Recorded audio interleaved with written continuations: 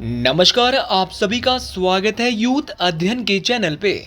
देखिए एक बार फिर से मैं आप सभी के बीच एचपीटेट नवंबर 2025 के लिए जीके का पार्ट 34 लेके आ चुका हूँ।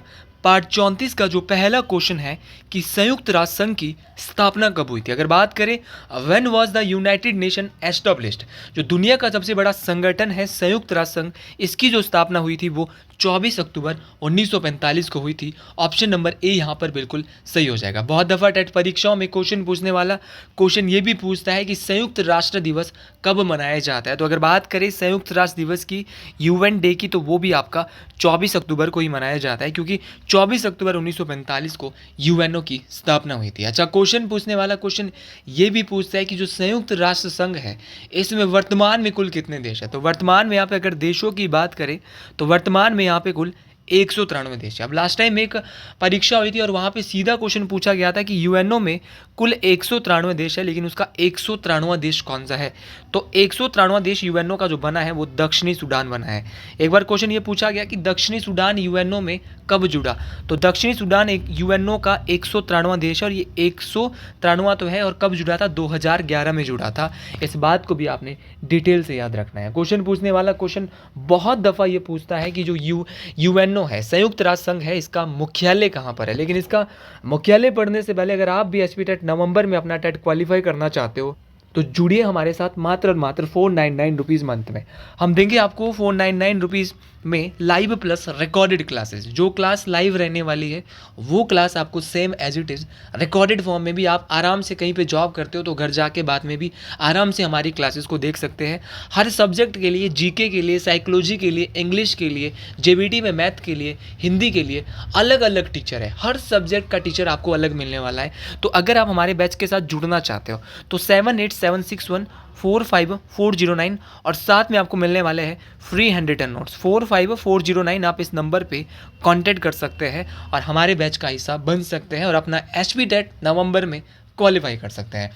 अच्छा, बात करें संयुक्त राष्ट्र संघ की, तो संयुक्त राष्ट्र संघ का एक अंग है सुरक्षा परिषद। सीधा क्वेश्चन पूछा जाता है, लेकिन सुरक्षा परिषद को पढ़ने से पहले हम बात कर रहे थे मुख्यालय की। तो यूएनओ का जो मुख्यालय है वो है न्यूयॉर्क में। कहाँ पर है? न्यूयॉर्क में जो है वो क्या है, मुख्यालय है किसका, संयुक्त राष्ट्र संघ का। इस बात को आपने डिटेल से याद रखना है। अच्छा, बात कर रहा था सुरक्षा परिषद की, सिक्योरिटी काउंसिल की। पहला क्वेश्चन तो यहाँ से यही पूछा जाता है कि जो सिक्योरिटी काउंसिल है आपका, जो सुरक्षा परिषद है, किसका सुरक्षा परिषद, आपका यूएनओ का सुरक्षा परिषद है, संयुक्त राष्ट्र संघ का सुरक्षा परिषद है। इसमें कुल कितने देश है? तो सिक्योरिटी काउंसिल में कुल यहाँ पे 15 देश है। अच्छा, कुल देश यहाँ पे 15 है, और अगर बात करें 15 में से परमानेंट कितने हैं, नॉन परमानेंट कितने हैं, तो 15 टोटल है। सिक्योरिटी काउंसिल में 10 देश है अस्थायी, जिसको बोला जाता है नॉन परमानेंट देश। और अगर बात करें स्थायी देशों की, तो स्थायी देशों की संख्या है 5। तो 5 देश स्थायी है और 10 देश अस्थायी है, नॉन परमानेंट है। दोनों बातों को आपको डिटेल से याद रखना है। तो टोटल देश है 15, 10 देश है नॉन परमानेंट और 5 है आपके परमानेंट।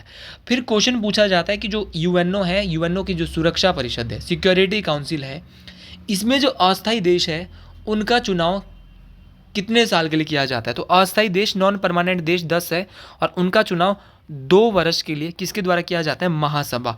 तो चुनाव कौन करेगी, महासभा करेगी। इस बात को आपने याद रखना है। कितने साल बाद, 2 साल बाद। अच्छा, यूएनओ का स्थायी देश कौन है, आपको पता होना चाहिए कि परमानेंट कंट्रीज कौन कौन सी है। कभी क्वेश्चन आता है कि निम्नलिखित में से स्थायी देश कौन सा है, कौन सा स्थायी देश नहीं है। तो आज मैं आपको पांचों के पांचों यूएनओ की सुरक्षा परिषद के स्थायी देशों को याद कराने वाला हूं, जिसके लिए ट्रिक आपको याद करनी है ABCFR से। ए से बोलेंगे अमेरिका, बी से बोलेंगे ब्रिटेन, सी से बोला चाइना, एफ से बोला फ्रांस और आर से बोलेंगे रशिया। तो ABC तो बचपन में भी हमने पढ़ा था, लेकिन दोबारा आज पढ़ा रहा हूँ। अमेरिका, बी से ब्रिटेन और सी से चाइना। तो अमेरिका, ब्रिटेन और चाइना, इन तीनों ही देशों के पास क्या है, आपकी स्थायी सदस्यता है यूएनओ की। और FR से कुछ नहीं है, और F से क्या है, फ्रांस है, और R से रशिया है। इस बात को आपने डिटेल से याद रखना है। अच्छा, भारत की बात करें तो भारत यूएनओ का सुरक्षा परिषद का अस्थायी देश कितने बार बन चुका है। तो अगर भारत की बात करें तो भारत जो अस्थायी देश बना है वो आपका काफ़ी बार बन चुका है। भारत 8 बार अस्थायी देश बना है। इस बात को आपने याद रखना है। तो ये सारे के सारे क्वेश्चन बहुत इंपॉर्टेंट है। क्वेश्चन पूछा जाता है कि यूएनओ का सबसे अधिक बार अस्थायी देश कौन बना है। तो संयुक्त राष्ट्र संघ का सबसे अधिक बार अस्थायी देश जापान, कौन बना है? जापान। आपको जरूर याद रखना है, बेहतर तरीके से याद रखना है। अगला क्वेश्चन यहाँ पे है कि सुब्रतो कप किस खेल से संबंधित है। अगर बात करें सुब्रतो कप की, तो जो सुब्रतो जो कप है वो किस खेल से संबंधित है, ये मोस्ट इंपॉर्टेंट है। तो सुब्रतो कप की बात करें तो ये फुटबॉल गेम से संबंधित है। ये क्वेश्चन टेट परीक्षाओं में एक बार नहीं 10 बार पूछा गया है और गलती करने की आवश्यकता यहाँ पे नहीं होनी चाहिए। अच्छा, सुब्रतो कप, सुब्रतो मुखर्जी कप इसका पूरा नाम है। फिर क्वेश्चन पूछा जाता है कि आपका बेगम हजरत महल कप किससे संबंधित है, तो फुटबॉल से संबंधित है ये भी बेगम हजरत महल कप। इसके अलावा बहुत दफ़ा टेट परीक्षाओं में एक बार पूछा गया था बिल्ट कप किस खेल से संबंधित है। तो अगर बात करें बिल्ट कप की, तो बिल्ट कप जो आपका संबंधित है वो भी आपका फुटबॉल से संबंधित है। इसके अलावा बिल्ट के अलावा आपका अगर मैं आपको बताना चाहूँ तो डूरंड कप, आपका जो डूरंड कप है वो भी किससे संबंधित है, तो डूरंड कप भी आपका फुटबॉल से संबंधित है। ये भी आपको डिटेल से याद रखना है। फुटबॉल से संबंधित है एक रोबर्ट्स कप। बहुत बार टेट परीक्षाओं में सीधा क्वेश्चन आता है कि रोबर्ट्स कप किससे संबंधित है, तो रोबर्ट्स कप भी आपका इससे ही संबंधित है, आपका फुटबॉल से संबंधित है। सीधा क्वेश्चन आपसे परीक्षाओं में ये पूछा जाता है कि आपका जो फीफा वर्ल्ड कप है वो किस गेम से जुड़ा हुआ है, तो फीफा जो होता है वो भी आपका फुटबॉल से होता है। ये सारी के सारे क्वेश्चन आपको याद रखना। और सबसे इम्पॉर्टेंट जो है वो मैं लास्ट के लिए बचा के रखा था, वो है संतोष ट्रॉफी। तो संतोष ट्रॉफी की बात करें, ये भी फुटबॉल से ही संबंधित है। इस बात को आपने डिटेल से याद रखना है। अच्छा, इतनी बात तो आप डिटेल से समझ गए, बेहतर तरीके से समझ गए।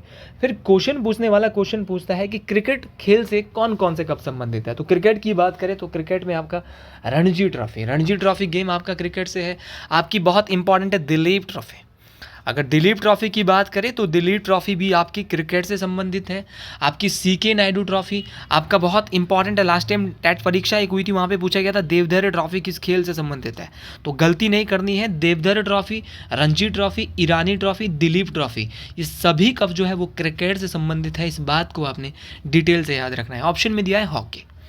हॉकी से संबंधित जो सबसे फेमस कप है वो है आगा खां कप। कौन सा है? आगा खां कप। ये बात आपको याद रखना है, आगा खां कप जो है वो हॉकी से संबंधित है। फिर क्वेश्चन पूछा जाता है रंगा स्वामी कप किस खेल से है, तो रंगा स्वामी कप भी आपका हॉकी से संबंधित है। आपकी मेजर ध्यानचंद ट्रॉफी, तो मेजर ध्यानचंद ट्रॉफी भी आपकी हॉकी से संबंधित है। फिर आपका सीधा सीधा क्वेश्चन परीक्षाओं में पूछा जाता है कि बेगम रसूल ट्रॉफी, तो ये भी आपका हॉकी से है। और टेट परीक्षाओं में ही को पूछा गया क्वेश्चन है कि बेटन कप ट्रॉफी किस खेल से संबंधित है, तो बेटन कप आपके हॉकी से संबंधित है। इस बात को आपने डिटेल से याद रखना है, बेहतरीन तरीके से याद रखना है। अगला यहाँ पे टेबल टेनिस दिया हुआ था। अगर बात करें टेबल टेनिस की, तो टेबल टेनिस से संबंधित है वर्ना ब्लैक कप। कौन सा है? वर्ना ब्लैक कप आपको याद रखना है। और दूसरा यहाँ पे है कॉबिलियन कप। तो कॉबिलियन कप और वर्ना ब्लैक जो कप है वो किससे संबंधित है, तो कॉबिलियन कप, वर्ना ब्लैक कप दोनों के दोनों टेबल टेनिस से संबंधित है। पोलो की बात करें तो पोलो से संबंधित है Ezra cup, classic cup, Prithvi Singh पाल कप। तो ये सारे के सारे कप और ट्रॉफीज आपको याद रखनी जो बहुत ज़्यादा इंपॉर्टेंट है। अक्सर मैं ऐसी वीडियोज़ बहुत कम लेके आता हूँ, लेकिन ये इंपॉर्टेंट क्वेश्चन है, इनको पढ़ना पड़ेगा और ये बहुत इंपॉर्टेंट क्वेश्चन आपकी रहने वाले हैं। अगला क्वेश्चन भी स्पोर्ट्स की दुनिया से आ रहा है कि मिल्खा सिंह को किस नाम से जाना जाता है।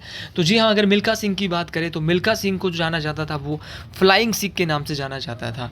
अच्छा, पंजाब केसरी, आप लोग जानते हैं कि पंजाब केसरी के नाम से लाला लाजपत राय को जाना जाता है। ये भी मोस्ट इंपॉर्टेंट है। अब सीधा एक फ्लाइंग सिख है, एक फ्लाइंग फिश है। अच्छा, फ्लाइंग फिश के नाम से किसे जाना जाता है, ये टेट परीक्षा का पूछा गया क्वेश्चन है। तो फ्लाइंग फिश के नाम से जाना जाता है माइकल फेल्प्स। तो जो माइकल फेल्प्स है ना, इनको फ्लाइंग फिश के नाम से जाना जाता है। ये भी आपको डिटेल से याद रखना है।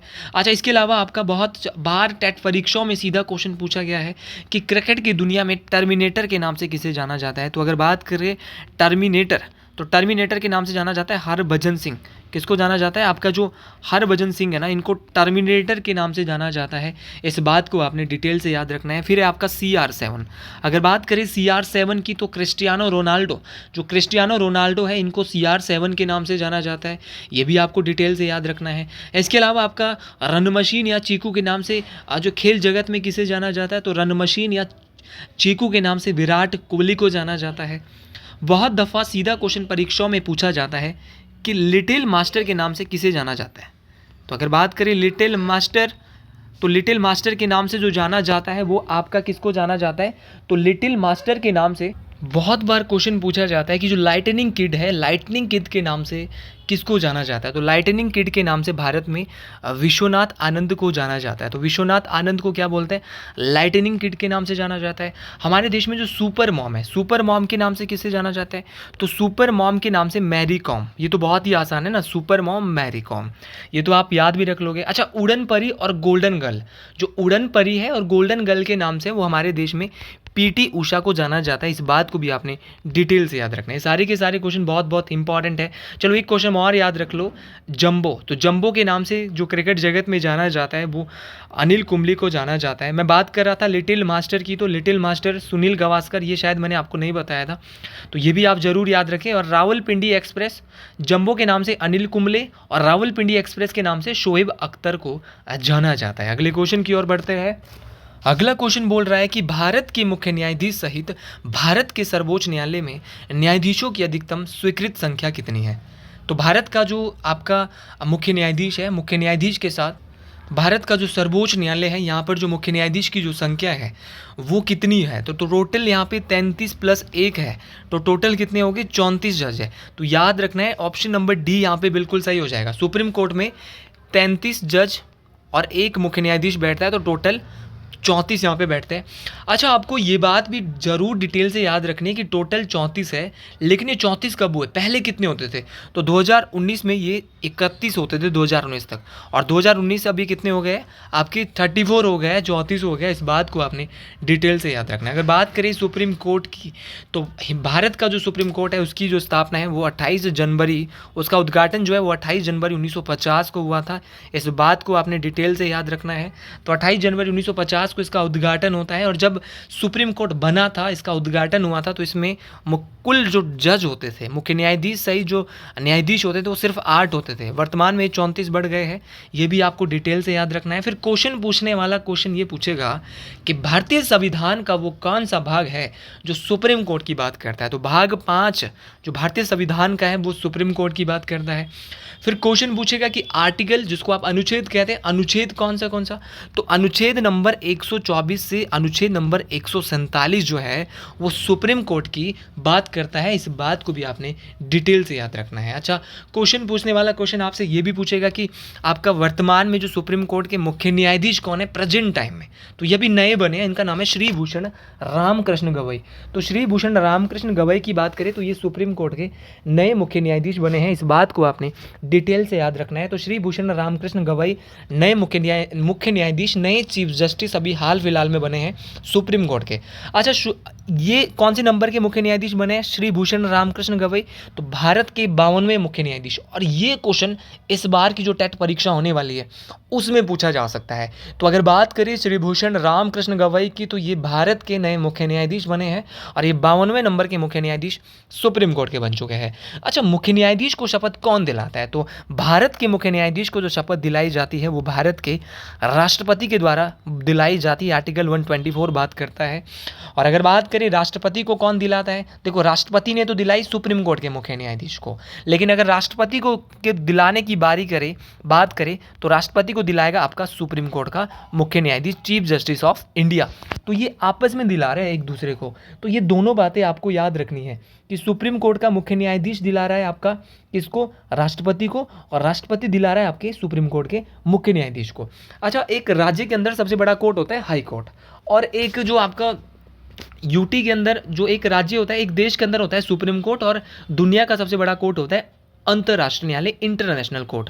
मतलब 3 कोर्ट होते हैं राज्य के अंदर राज्य, और आपके जिले के अंदर आपके जो डिस्ट्रिक्ट कोर्ट होता है। तो अलग अलग कोर्ट होते हैं, ये बात आपको याद रखनी है।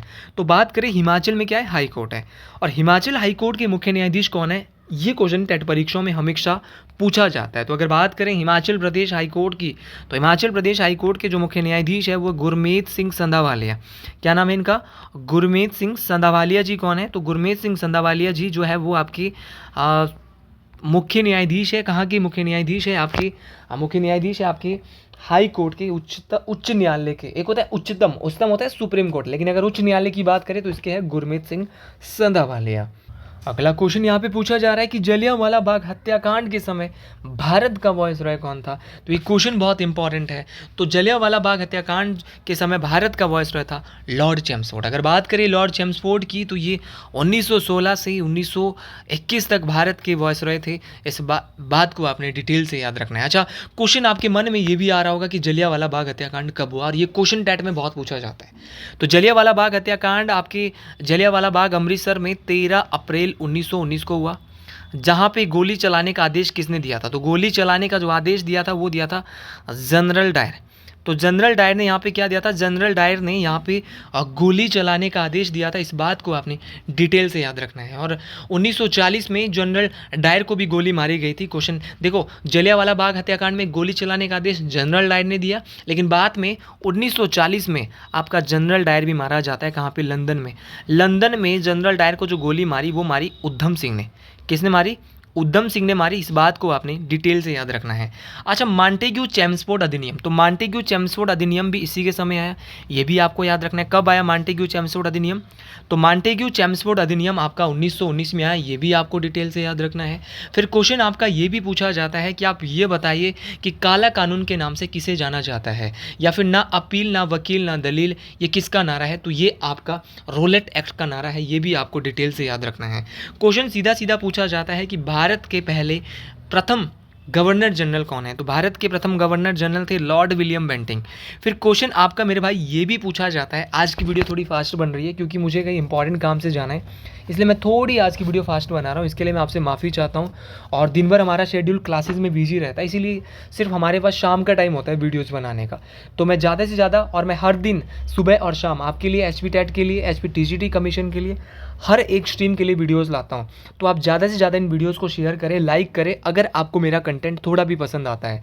हम बात कर रहे थे भारत के पहले गवर्नर जनरल, वो थे लॉर्ड विलियम बेंटिंग। इन्हीं के द्वारा 1829 में सती प्रथा पर रोक लगाई गई थी राजा राम मोहन राय की सहायता से, और साथ में इन्होंने जो है दास प्रथा का भी अंत करने की बात कही थी। तो आज के लिए इतना ही। अगर आपको भी मेरी वीडियो पसंद आती हो तो कमेंट बॉक्स में ज़रूर लिखें। हर हर महादेव।